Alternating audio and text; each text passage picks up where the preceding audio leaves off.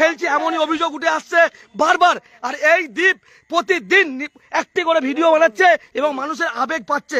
সেই আবেগ পেতে পেতে আজকের যে দ্বীপের চরিত্র দেখুন। এই যে আজকে আশ্রম, এই আশ্রমের দীর্ঘদিন ধরে অভিযোগ ছিল এই এলাকাতে তারা আসছে এবং এখানে এসে গাঁজার সঙ্গে বিয়ার সেই খাচ্ছে। এবং যদিও আজকে সেই ছবি আমরা এই মুহূর্তে আমরা দেখাচ্ছি, এখানকার কিছু স্থানীয় মানুষজন তাদেরকে ধরে এবং সেই ছবি আপনারা দেখছেন এই মুহূর্তে শিয়ারাবাজার রামকৃষ্ণ সেবাশ্রমের যে নবনির্মিত আশ্রম, সেই আশ্রমের মাঠের মধ্যখানে সেই ছবি দেখেছে। এই মুহূর্তে সেই ছবি দেখছেন সরাসরি কৃষক সেতু নিউজ বাংলার পর্দায়।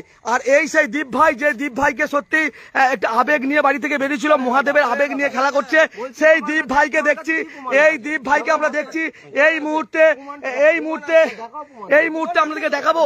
এই মুহূর্তে আপনাদের দেখাবো বিয়ারের বোতল, তারা যেখানে বসেছিল সেই জায়গায় বিয়ারের বোতলের ছবি দেখছেন, সেই ছবি।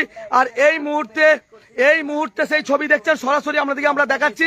বহুদিন ধরে আমরা প্রমাণটা চাই যে কি নেশা করছি আর কি কারণে হঠাৎ এসে আমাদেরকে এরকম ভাবে ব্যবহার। ভাই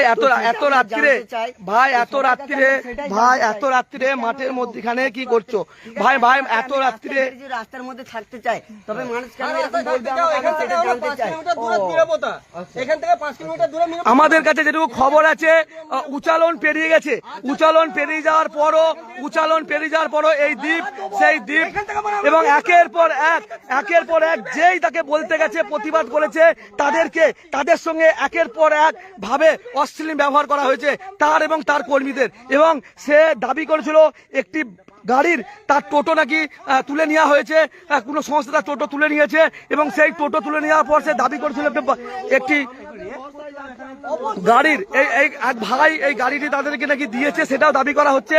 সেটা তার নিতান্তই ব্যক্তিগত ব্যাপার, সে বিষয়ে আমরা আসছি না। কিন্তু মানুষের আবেগ নিয়ে যারা খেলছে, এই যে দিনের পর দিন ডন্ডিঘাটার নাম করে দিনের পর দিন এই আশ্রম এখনো প্রতিষ্ঠিত হয়নি। আশ্রম নবনির্মিত